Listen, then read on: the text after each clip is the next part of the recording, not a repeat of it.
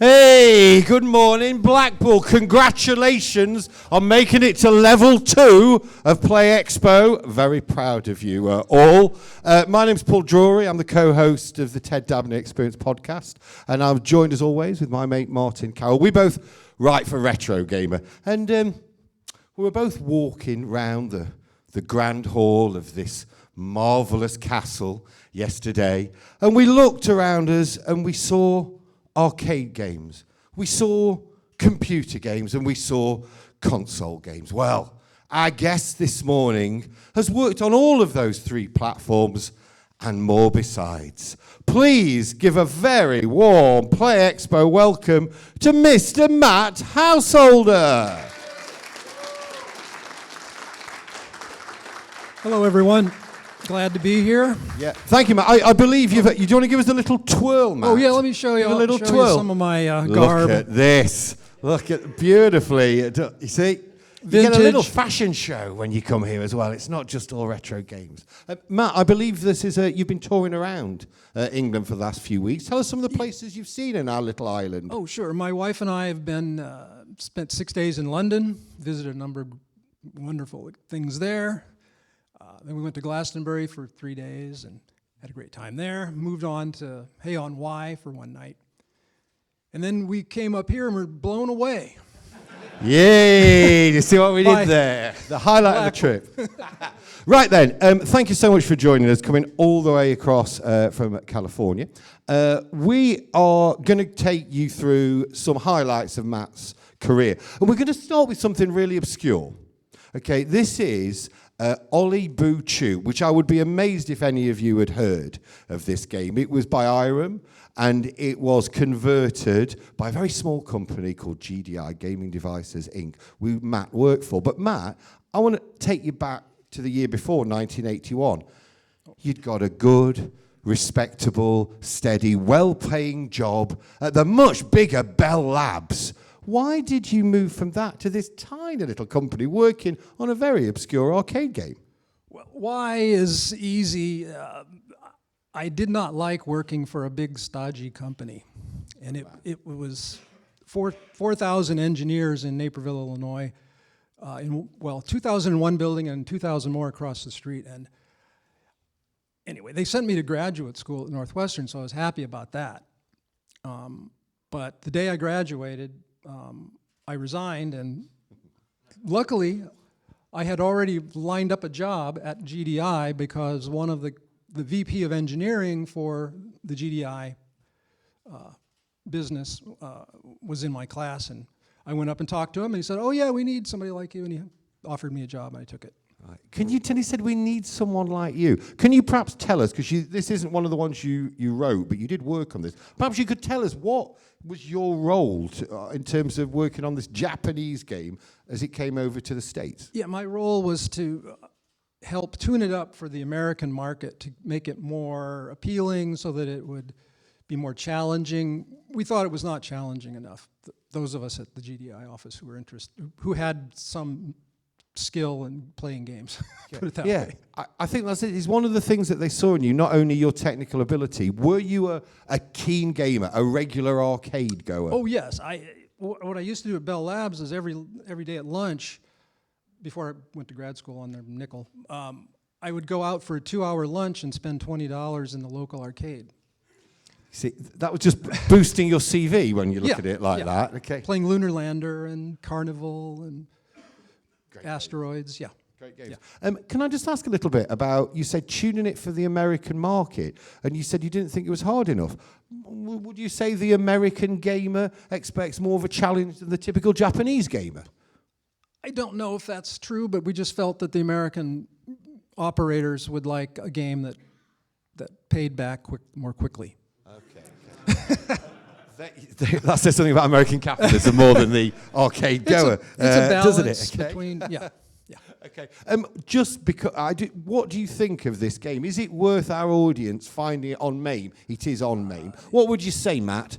I think you can try it, but it's not a game that I would have designed or enjoyed building. I don't think, because it's a fixed maze and there's nothing random about it that I'm aware of, which is more my style of game design. Okay.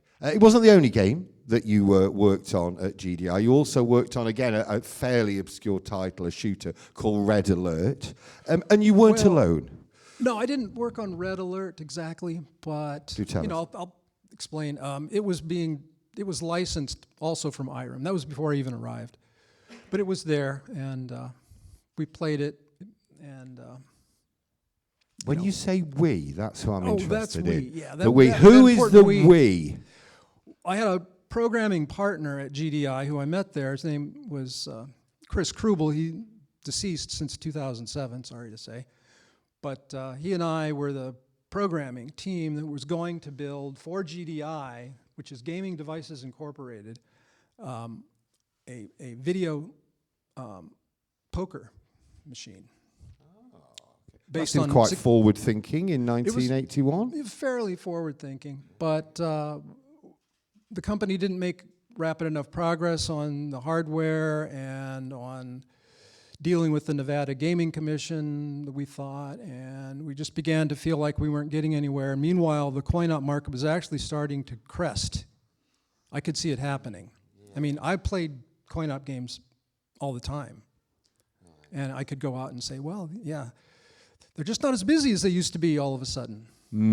So therefore, it was an interesting time to move from GDI, and you ended up moving to a firm that you will have heard of, which is Gottlieb, okay? Yes. So the game that we've got on screen now is Krull, which was released in 1983. You may be aware of the film, but before that, can you just tell us, what was the interview like, Matt? Was it a relaxed affair?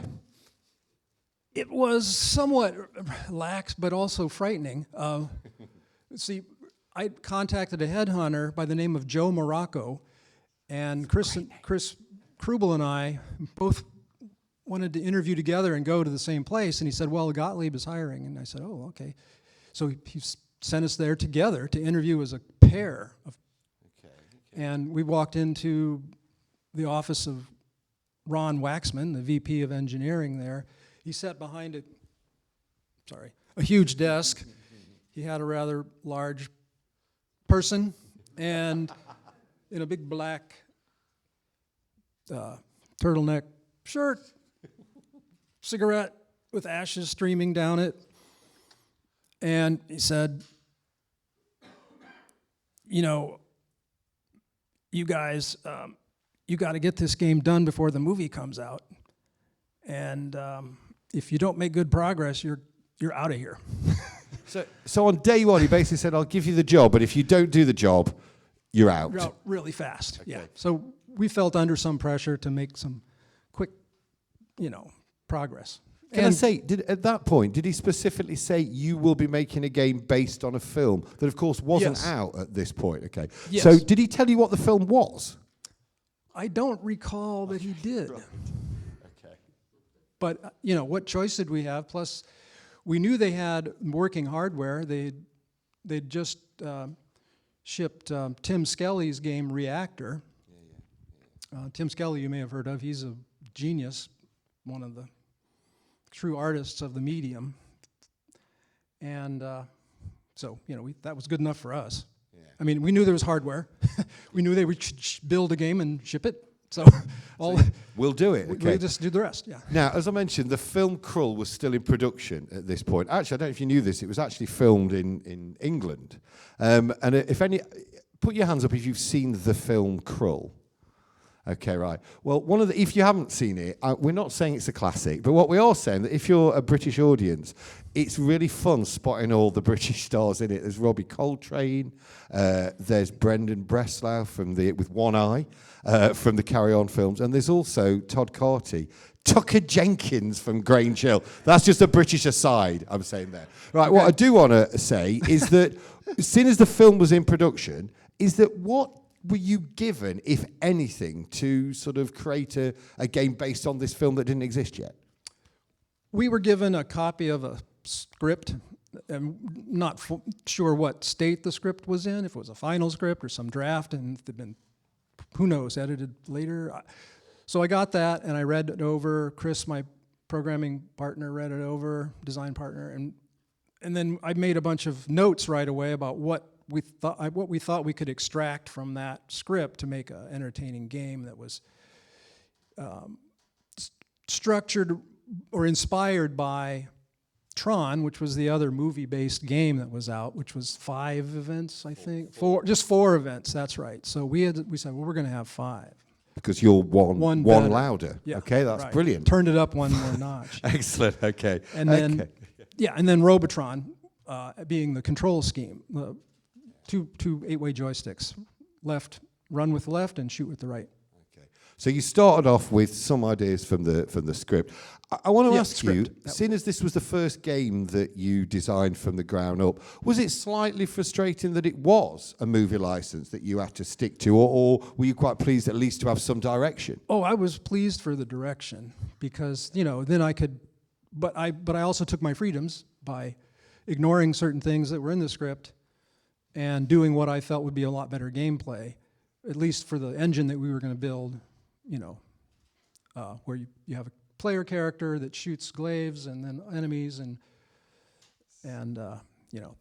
so the first event, well, we saw the first level. That was the boulder level earlier, and that's where you collect your 5 pieces of the glaive, and then you have a glaive. So, and then you have a weapon. So you kind of eased into it. You learn how to run around first and pick things up, and then you learn that you can throw this.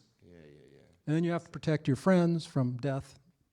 There is quite a narrative in it. You definitely try to tell us a story. The only thing I would like to say is that the story, of course, in a film ends. Unfortunately, a game needs to keep going. So was that a bit of a problem to reconcile those 2 different things? Yeah, I mean, how do you take something that ends and make it endless? You just loop, obviously, and you make it harder. I mean, that's the classic video game solution. This has got quite philosophical on a Sunday morning, hasn't it? Okay. I did want to answer about you and Chris. So this is 1982-83 when you're working on this, and you said you're co-programmers. Well, these days, that might mean sending data over the interweb, right? But I imagine it was somewhat different back then. Can you tell us how you worked? Yeah, Chris and I occupied adjacent cubicles, and we each had a development station in there, IBM PC, and and an assembler, and a plug-in emulator for the 8088 chip. And we would meet every week at the beginning of the week, sorry, and plan out our tasks ahead. And then define a number of modules that we were going to build, with what registers were going to be preserved, what were the inputs, what were the outputs, what gets clobbered, and then the functions, and then we would divide up the work and go ahead and work for a week, and then come back at the end of the week and meet together and merge our code and link it or whatever, edit it together, and then sit and debug it, like pair programming, modern day pair programming. Okay. It was quite unusual to have 2 programmers working like that. Okay. Did your management have any issues, the fact that they were using double the staff that they normally did on a game? Well, Ron was kind of a gruff guy, but he was also he was friendly and smart and really helpful, and he was one of the crucial creators of Qbert, but that's another story. But Ron would pester us. I think what happened is this. After a few months, we were making such good progress that we were outrunning the film. And the game was looking like, well, is there really going to be a game? And he said, well, Matt, why does it take 2 programmers to do 1 game? And he said that to me several times, and I got tired of it. And I said, well, one day I wised up and I said, Ron, well, I do the good guys, and Chris does the bad guys. And that worked. He didn't bother you. It worked. Again. He stopped asking me. Okay. What we're going to do now, you've got a bit of an exclusive. We're going to take you behind the scenes. Matt is something, his wife's over there, a bit of a pack rat maybe. He saves a lot of things. So we have, if you click to the next slide, we've got some behind the scenes stuff dating back from 82, 83. So for these slides, just, Matt, what are we looking at here? Yeah, this is some of my notes from May 10th, 1982. It's signed MSH and CBK. And it says there should be Don't worry, I'm not going to make you read it all. There should be an incentive to fight the enemy, which I called Men in Black because I didn't know what they were called yet. Men in Black. Look at this. He's inventing loads of stuff. Way ahead. I didn't know they were going to be called. I didn't know anything. It was just, we knew Krull, that was all we knew. We didn't even have the script yet. Yeah. So anyway, so I've got a bunch of notes about what's the general, effect, and we got the controls, 2-way controls, Matt, what I'm quite interested is this is a design document, It's a for want of a better, which is one of perhaps quite an early example of that, where in the 70s it was definitely kind of make it up as you go along. So you had got some kind of plan. Yeah, I made lots of plans, and I followed most of them. And at some Good point man. you stop, but because you got to ship it.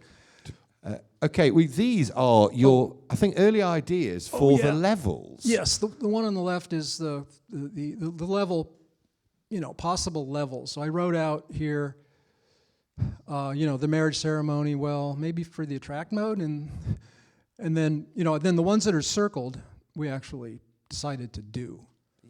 So Fine-Glaive, Boulder, Dodge, I called it. And I'm quite intrigued at some of these. I mean, this one, possible level, Fire Mares. Fire Mares. Which actually, can I say, really sounds like an 80s game, okay? So can you remember what some of your ideas for these levels that never made it were? Well, it's just, maybe there could be something with the Fire Mares. I didn't know what that would be. Maybe it would be like Joust. I mean, cool. I wanted to, why, if there's some good games, why not imitate them? That was my thinking. Well, absolutely. Genius steals, absolutely right. Do you want to stick the next one on as well? Now we're getting proper techie stuff here. Okay, right. I believe this is is this some hex code? Yeah, I did not. Yeah, that's all, handwritten assembly code for the 8088. And I was kind of obsessive about writing code. See, first I would write this, high-level language things here, like void test, blah, blah, blah, blah, init background. That's what Chris Krubel would call C Pascal bastard code. Okay. Is that the technical term? Yeah. Okay, great. Yeah. And then then I would say, okay, well, now I'm going to write some assembly code to actually implement that, or parts of it. And then that's the move call when function over there. Okay. In its first implementation on paper. And then I pretty much type it in, and then debug it if needed. Hopefully not needed much. And so I worked on paper a lot. I was obsessive. I didn't trust the computer, honestly, to not crash and ruin my work. And that's all changed since 40 years. We always trust the computer not to screw it up. Right, we've gone from paper to a different kind of paper. These are some designs, and these were done by an artist called Jeff Lee, who worked at Gottlieb, and he's perhaps best known for creating the original characters for Qbert. So again, Matt, could you tell us what are we looking at here? Well, on the right there, we're looking at some test layouts for the maze, and they were overly complicated. And I said, Jeff, can't do that. So he boiled it down and made it a little simpler. And in fact, it was still too complicated. Now, 40 years later, it should be even more simple. But because you get hung up on those honeycomb of stuff here, I mean, like this kind of reminds me of Crystal Castles a bit, which of course would have been developed around the same time. They wouldn't have known. Yeah, it's Escher-like because Jeff Lee was the creator, one of the co-creators of Qbert, and Qbert has this three-dimensional Escher-esque feel with the stack of cubes. That you can kind of say, well, is it that way or is it that way? Do you want to stick one? Okay. Now this is a bit more accessible, isn't it? And works a bit better from that distance. So this is the control mechanism. I think we can definitely see what inspired you then. Well, yeah. It was Robotron, my favorite game at the time, and it still is my favorite game. Can I say I saw Matt playing it yesterday? He's still mean with those twin sticks. I can assure you. Okay. I'm pretty good at it yet. I have one in my garage. Yeah. You put all this on paper. Were you trying to convince anyone? I mean, were you showing management this is what we're doing? I was just conscious of that. No, I wasn't. I just wrote the documents and started in coding, and then shared them around with the art staff. And this actually was produced by Rich Tracy, Jeff Lee's boss, I believe, to do a kind of what's called a storyboard. Yeah. And he was actually storyboarding behind me, like storyboarding what I had already written. Right. And kind of he may have shown this to other management people to make them happy, but I was never involved in making management happy. Okay. I just, yeah. Can we take the next one? I'm trying to remember that. Yeah, I rather like this one. So if you know the game Krull or just the movie Krull, the main weapon is what's called a glaive. Wow. Tell us about this. That is a drawing on the right there of the glaive that the art department received from Columbia Pictures. And I didn't get any artwork directly, but the art staff did. And so Jeff took that black and white rendering of the glaive and reproduced it on the lower If any of you were scribbling in your maths book at during maths lessons during your school years, even the professionals were doing something not completely dissimilar, working it all out on graph paper. Yeah, so it was graph paper. That's how you did things in those days. So let's go from the graph paper to, wow, okay. So perhaps you could tell us what this real bit of history is. Yeah, now this is a grab in MAME that I took of all of the art in the Sprite ROMs, Sprite EPROMs from Krull. So you can see the upper left there is this strange face, and then there's a big glaive and a slightly smaller glaive, and then a little smaller glaive, and then a dot. So that's like a scaling glaive there in 4 frames. Okay. And then there's pieces of background art that are used in the foreground. These are all foreground items. Mm-hmm. Then you can see animation frames of the beast with his head cut off, and then Colwyn, and then Princess Lissa, and then some more of the beast, a bunch of beast, and then Slayers, and then Friends, and then Slayers again, and then Colwyn at the bottom, and then the rocks, and then trees, and wow. And the little glaive that flies through the air, and two frames for the flying glaive. Okay. Yeah. And I say, just pay attention to.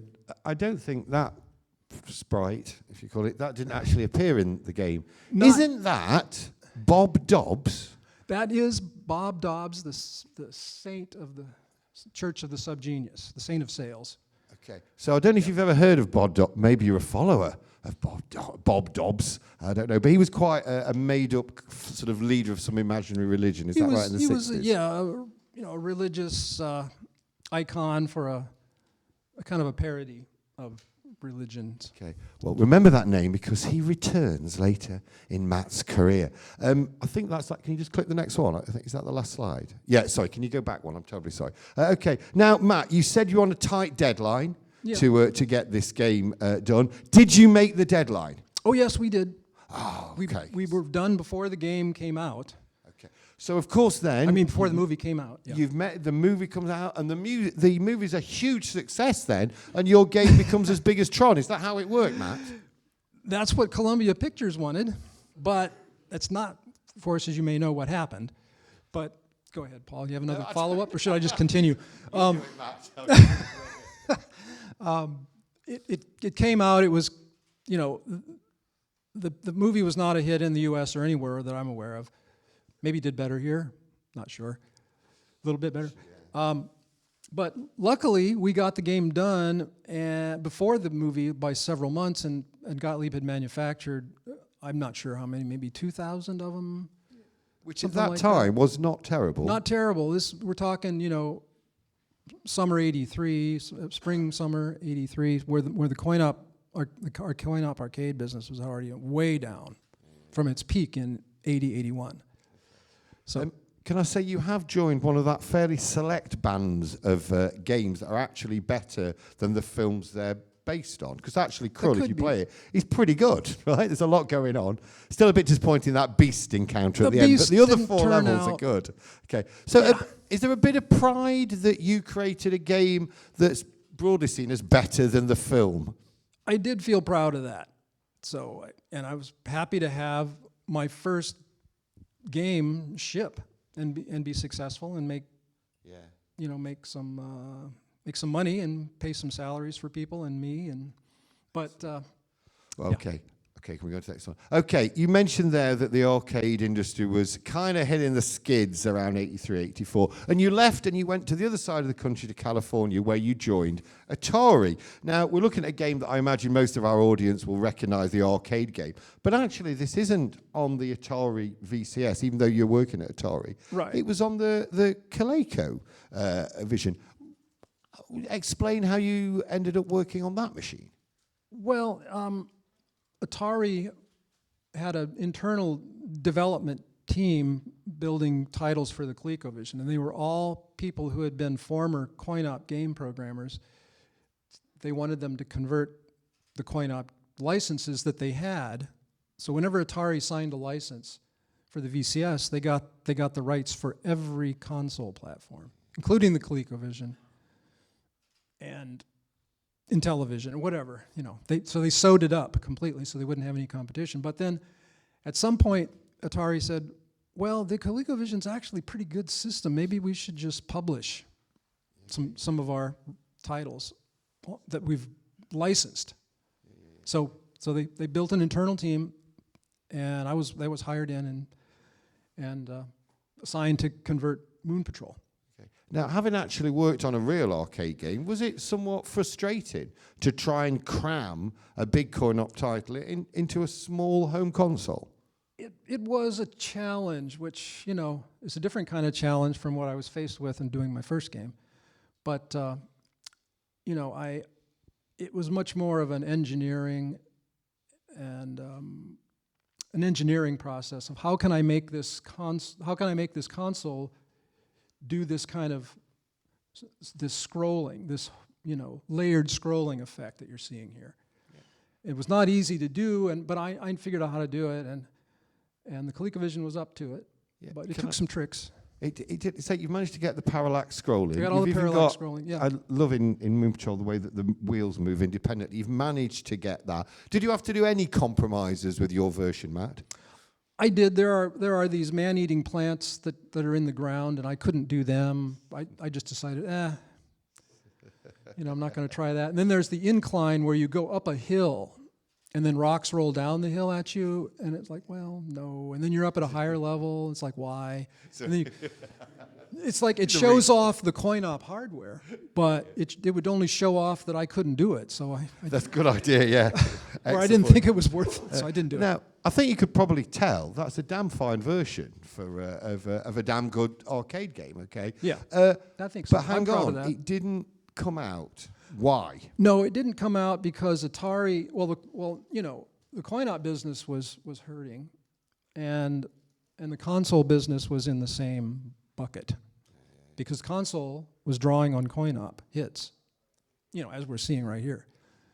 And so the the console business was dying rapidly. I mean, some people blame E.T. and Pac-Man on the 2600 for causing it, but no, I think they're a symptom of what was going on, but, you know, it was a wider problem. So anyway, Atari was losing $1 million a day back when that meant something.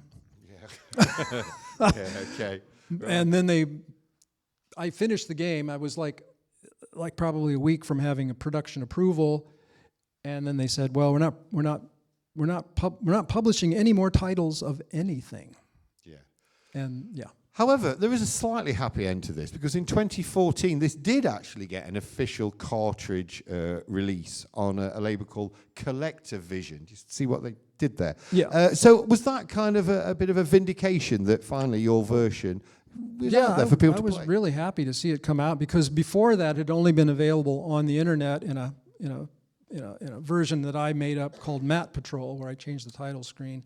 You do like your puns, different don't you, graphics for the for some of the some of the UFOs, and changed the text to like a parody. You know, it's all rights reversed instead of all rights reserved, and things like that. Yeah, okay. Yeah. Yeah, Brilliant. Of course, you were there at Atari when there was many changes going on. Indeed, it's when the Trammels came along and bought the company. Did you have any dealings or meetings even with Jack Trammell? Oh, yeah.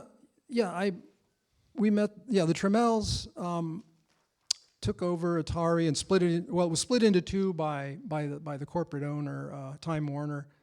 And the coin-op went one way, and console and computer went the other way. And I was in console and computer. The Trammels took that along with some debt and called it even.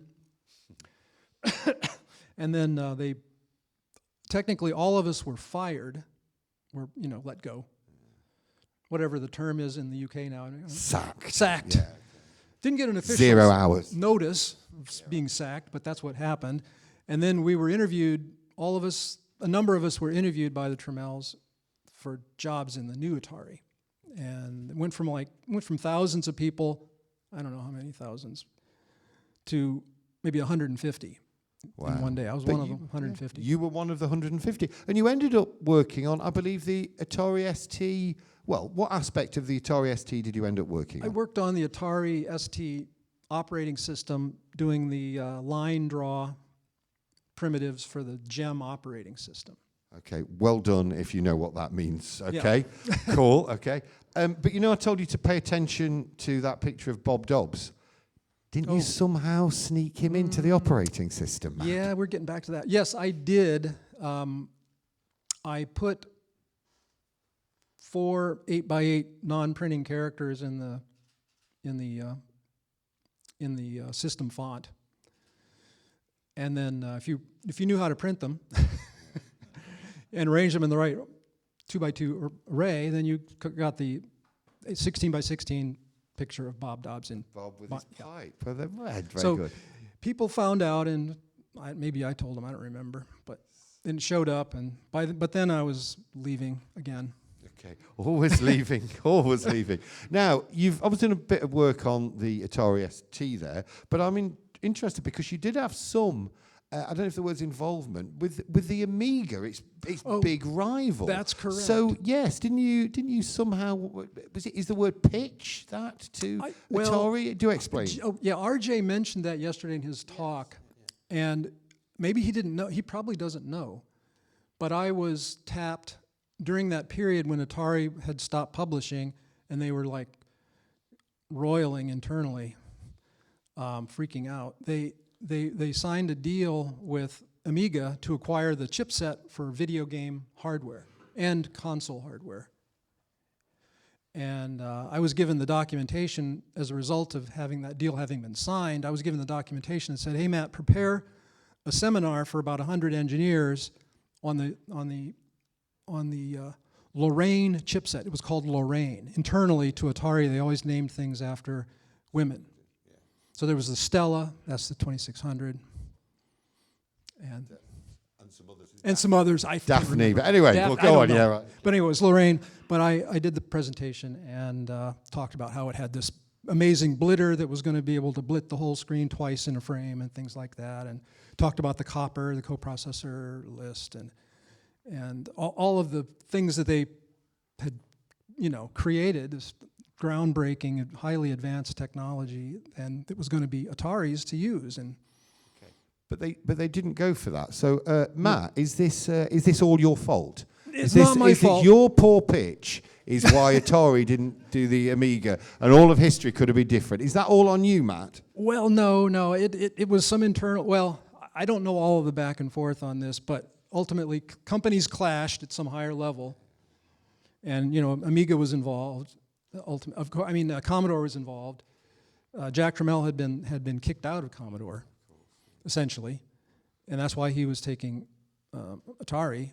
But now all of a sudden, he would have had the Amiga chipset in his lap, and then somehow I think lawyers were called. And, often the way, yes. And backroom deals were hashed out. I don't know, but I was going to be deposed about this, and then I showed up to be deposed. In court, you mean? So in a room, in some official building to be deposed. And I showed up for my deposition, and there was a handwritten note on the door. All depositions have been called off. Okay, so some of them have been done behind the scenes. Couldn't the history have been different, though? That's fascinating. It's fascinating. And then, Thank you. Okay, so you leave behind Atari, and you join Epics. Epics, a lot of people in this room will know a lot of their games, particularly the World Series. Sorry, the Games series. And the one we've got on here is World Games, okay? But first of all, I just wondered, how different did you find a small company like Epics to Atari or indeed Gottlieb, where you'd been before? Well, I liked Epics. It was small. They had their own, it was all everything was in one building. Small, production staff, and the games were made and shrink wrapped and shipped right out of the same building. So that was kind of cool. In fact, it was a very friendly place. Okay. Were you still coding, Matt, or at this point had you moved into perhaps a more managerial or supervisory role? Oh yeah, I was hired as a producer, project manager they called it, initially for winter games, which was underway and needed to ship. So I was kind of like wrapping it up was my responsibility, making it ship for Christmas. And then Barbie and G.I. Joe. All American. That's very good. Okay. Well, talking about All American, we're showing World Games because I've got a very soft spot for it. Mainly because I don't know if you've played this game, but it goes around the world as you'd expect and takes various, well, should we just say unusual sporting activities? Okay. Right. Here's barrel jumping. My personal favourite was I think it's called barrel rolling. It's when you're sort of on a barrel and you have to keep and not drown. Log rolling. Log rolling, yes, okay. Yes. So can I ask you, Matt, how did you go about deciding on these, well, let's just say, unusual events to include in the game? Well, when Winter Games had shipped, it was the biggest in the game series thus far. Summer Games 1, 2, and then Winter Games sold even better. And then people were called in, development staff and artists and other creative people and managerial people into a meeting, marketing, and it's like, well, what are we going to do now? We're not going to do Winter Games 2, are we? And it's like, no. And so the idea was, at least as I remember it, we wanted to create games that the Olympics forgot, or things that were not Olympic status yet, or could be maybe, but so games from around the world. And there was an American TV show in the 60s that was popular called The Wide World of Sports. Yeah. And that was the model I used in thinking about how to structure this and choose events.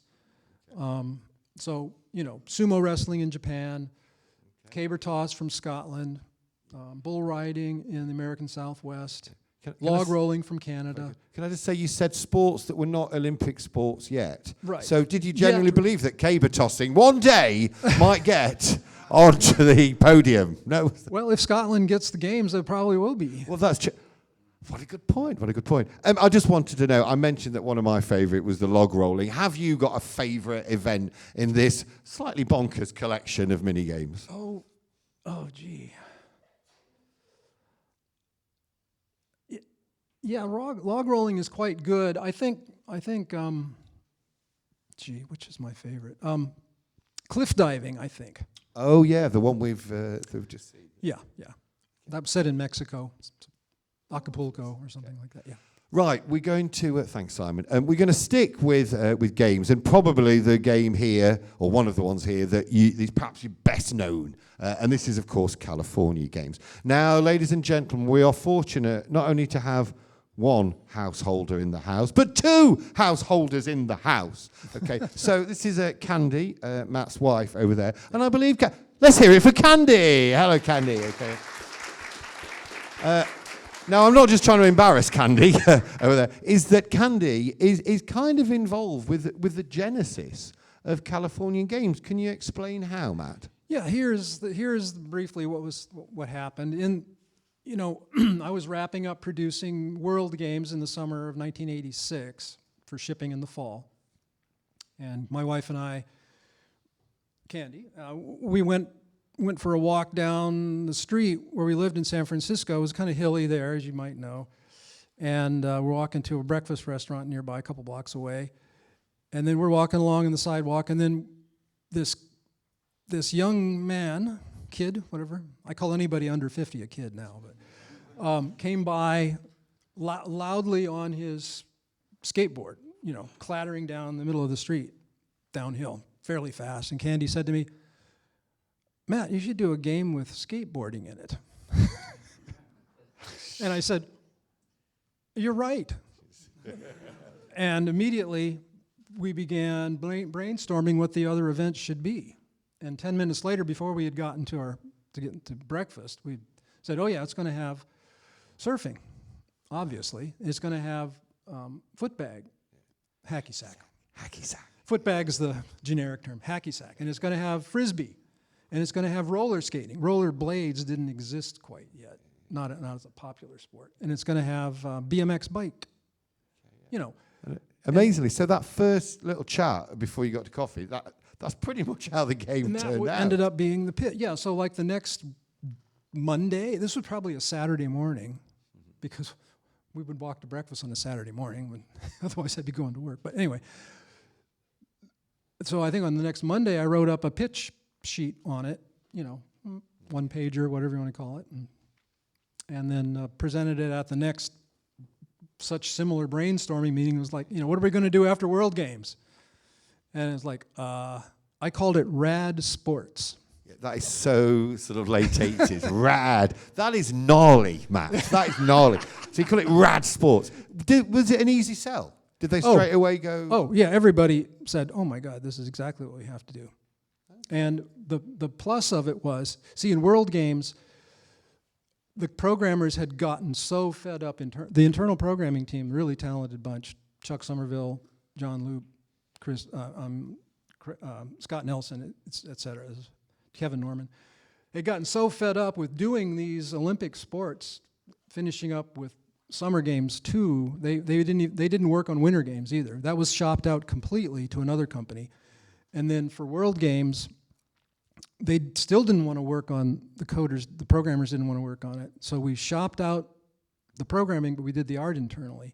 Well, with California Games, maybe they had recovered, or they just felt like, yeah, I want to do this, so that we actually had the full internal team of Epic's programmer designers as well as artist designers working on it. Brilliant.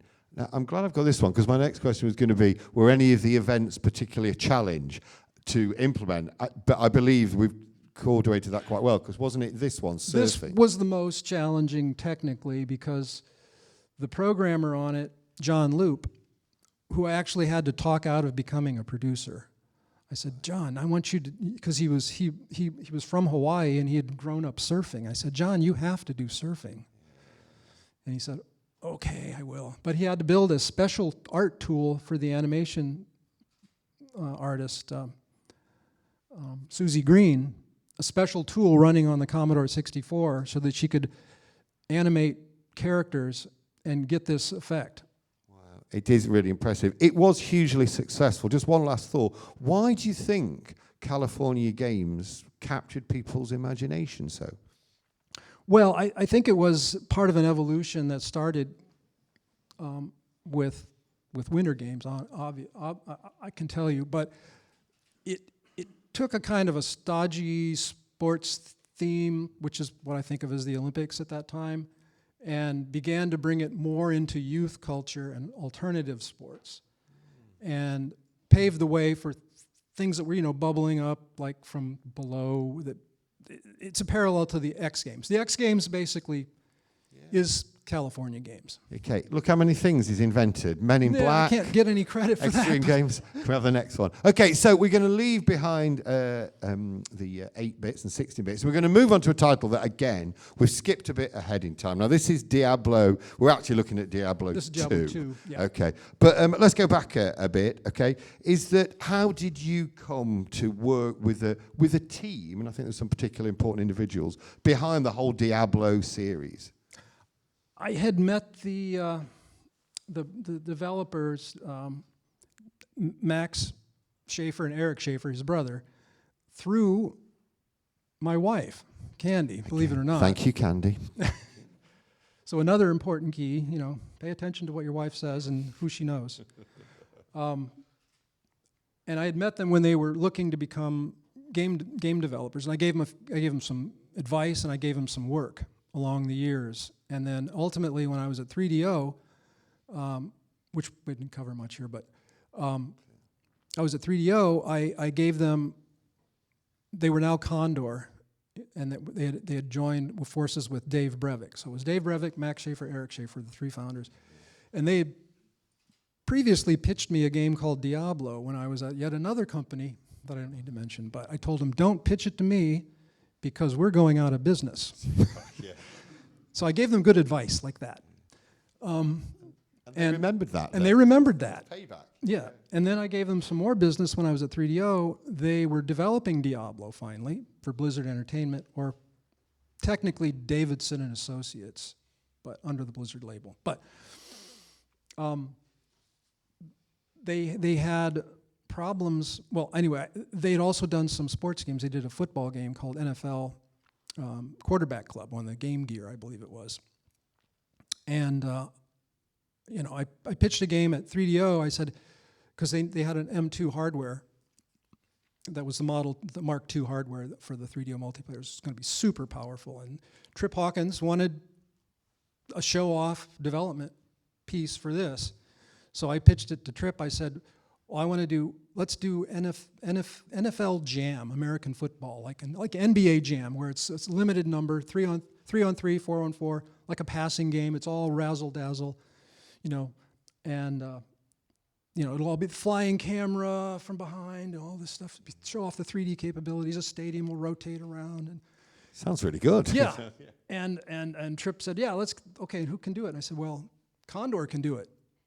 And he said, okay, we signed him to the agreement, got him started, and then this was when they were working on Diablo, and then they were making great progress with only two people, one artist, one programmer, but they needed money because they weren't getting enough money to make Diablo, to pay their salaries. So basically, you managed to secretly fund the making of the first Diablo. I paid. Look at all the things you've done, Matt. For a period of time, more money went through my approval to make Diablo than through Blizzard. That's amazing. In an indirect way. And in a wholly unrelated event, you were then employed by these wholly people. unemployed. What a surprise. And I was no longer at 3DO after that, but 3DO secured $100 million license fee from Matsushita based on that M2 football NFL Jam demo that Condor made. And so they were happy about that. It kept them going for a long time. But I left, and Blizzard North hired me. By now they had been acquired by Davidson and Associates and renamed Blizzard North. Okay. Now, sometimes when people are working on big AAA games with huge teams, it's hard to see an individual's contribution to the final game. But actually, Matt, I think you are rather proud because you can pick out some of your very personal contributions to Diablo 2. Go on, show off, Matt. Yeah, I did create the notion of the exclamation point overhead to mark the active quest NPC as having something important for you to deal with. That is, you needed to go talk to that person next, that NPC. I wish you'd come on just with a big exclamation mark on your head. Hey, that's the guy that made that up. Okay. I do have one made out of styrofoam at home that I wore. Oh, sorry. Well, there you go. I guess I could have. I did not see that coming. Well done. Okay. What other things have you got at home? Anyway, I did want to say you end up working on the Diablo series and with the Diablo crew, because I think you work on Hellfire as well. Yep. It takes up, so it's about 10 years of your life, this is. I just wondered, when you're working on, you know, a game or a game series for that long, do you ever get a bit sick of it, Matt? Well, it can be distressing to work on the same thing time and time again. Like I mentioned with the programmers on the game series at Epix, they got tired of it. And but Diablo had so much potential, and you know, it was so much fun to play, that, you know, and the worldwide appeal. It's always more fun to work on a hit.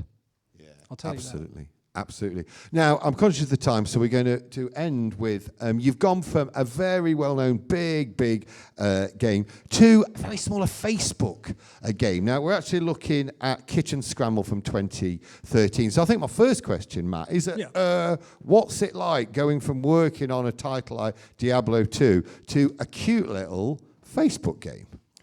Well, I was, you know, I was looking to be a designer again, because I was, you know, I hadn't programmed since the Atari ST days or designed anything at the implementation level, you know, directly, where I was making it happen on screen. So, but I was, you know, interested in being a designer again, and I joined a company called Playdom, Playdom, and they were acquired by Disney Interactive after a few years, doing MySpace and Facebook games. Can you remember MySpace, folks? Wow, yeah. Whoa. Yeah. Okay. I operated the most remunerative MySpace game called Mobsters. Oh, right. Yeah, I've heard of that one. Did you ever hear of Mobsters? Yeah, I built monetization content for that. Okay. Wait, are you responsible for microtransactions as well? We were all getting to like him, weren't we? But now he's the devil. I was very into that for a while, and did it on Facebook too. And that's what this is also, you know, microtransaction monetized stuff. Okay. But it's all built on probability models and incredible, crazy spreadsheet stuff. If you'd seen some of my spreadsheets, I don't think I could even make sense of them now myself. But I got really good at Excel and modeling these designs. So it's the first 75 levels I designed, and you know, to make them fun, challenging, and you know. And it did. This game did really well, didn't it? We often hear stories of developers of mobile sort of casual games of either making millions or £2.50. So I just wondered, how did this do well for you? Well, it did well. It was Facebook Game of the Year in 2014. It made money, but it didn't use any Disney intellectual property. So, I mean, I wanted it to be like Minnie's food truck or something, but Minnie Mouse's food truck or something. But they didn't really want to do that. And then when it became a hit, then they were mad at us because it didn't use any Disney IP. It's like, how dare you make a hit that doesn't have Disney IP in it? And they sold it. Really? Yeah, it's operated now by a different company. But okay, so that's just over 10 years ago that was Facebook Game of the Year. Matt, since then, have you kept your hand in? Do you still occasionally dabble with making games? I don't, but I would like to. I mean, what I do now for living and hobby is I repair audio equipment. I'm an electrical engineer. I know how to solder. I know transistors, and you know, I know hardware. I know analog as well as digital. So I do a lot of repair, and I do also I'm good with mechanics, so I can fix and glue things, you know, MacGyver things. Okay, so if you're looking for a game designer also knows his way around a soldering iron, we have Mr. Matt Householder. So first, let's just have a little clap. Thank you so much. Thank you. Thanks. Okay. We've got about five minutes, is that right? Yeah. Okay, so I have time to take a couple of questions about any part of Matt's career. I've got one here first. So where you go, sir? I see you have a California Games jacket. Is that one of your favourite things that you've done in your working career? It ranks right up there, obviously, since my wife and I created it. I mean, I feel like it's my baby in some ways. But, you know, it's a baby that was ripped away from me. But, no, not that bad. But, you know, it's not something I can, you know, have any long-term interest in its outcome, because I don't own any part of it. I don't get any revenue from it. Yeah. Thank you. Yeah, I think you said on Kroll, you had a very tight time scale in which to deliver that. Actually, you delivered it early. What kind of hours were you pulling to do that? Oh, we did not put in long hours. I've always been very organized and try to be 9 to 5 days a week. But occasionally we'd come in on a weekend day.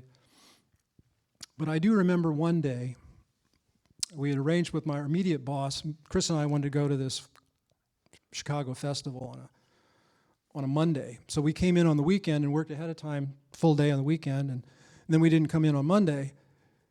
And on Tuesday, Ron Waxman was staring at me coming in the door. Saying, where were you yesterday? I said, well, Chris and I went to Chicago Fest and drank some beer and had some hot dogs and went in the submarine, and said, you'll never do that again. Or something like. He was not happy. It doesn't sound it at all. No. Ladies and gentlemen, have we got any more questions? Then we'll just take one for the road here, okay? Here you go, my friend. Which project or game you worked on you're most embarrassed by? Oh, most embarrassed by. Let me think. Which game that you've worked on are you most embarrassed by? And it's not. Yeah. Nice shirt, by the way. Look at that. It says you have got a fashion show as well as a talk about old games, haven't you? Impressive stuff. How far down are you going to go? I don't know. Wow. Have you got special World Games pants, log rolling here? Okay. Yeah. Well, most embarrassed by what game? Gee. You know, I'm not really embarrassed by them. I'm trying to. It's maybe the one I've forgotten, so I can't remember. I'm at a loss. I'll think about it. They're all good, mate. They're all good. Come ask me at my table. Yeah. Very good question. Okay, so before you go, I need to say a few things. First of all, please, straight after this talk, please do make your way to the main, the sellers hall, just off the main games hall, where Matt will have a desk. He'll be sat at a desk, and he's happy to sign anything you have of his. We've also had printed these lovely posters, which feature some of his best known games, which I think he's charging a mere £5. I think that's right. Yeah. He's got a brilliant book there all about Krull that he did with Jeff Lee, which includes some of the images and more of behind the scenes making of Krull. But just go and talk to him because he's a very, very nice man. And I think Candy might be there as well. She's a very nice woman as well. Can I just also say thank you so much to Simon and Mrs. Simon for doing the sound, for Andy Brown and his amazing team here that makes all this stuff happen. I want to thank you for coming as well, and my mate Martin, who always gets embarrassed when I thank him because he does all the stuff behind the scenes there. So I think all it takes for me is to say thank you for coming. Enjoy the rest of the time. My name's Paul Drew, and I'll see you next year. But let's finish with a massive big round of applause for Mr. Mass Householder. Thank you.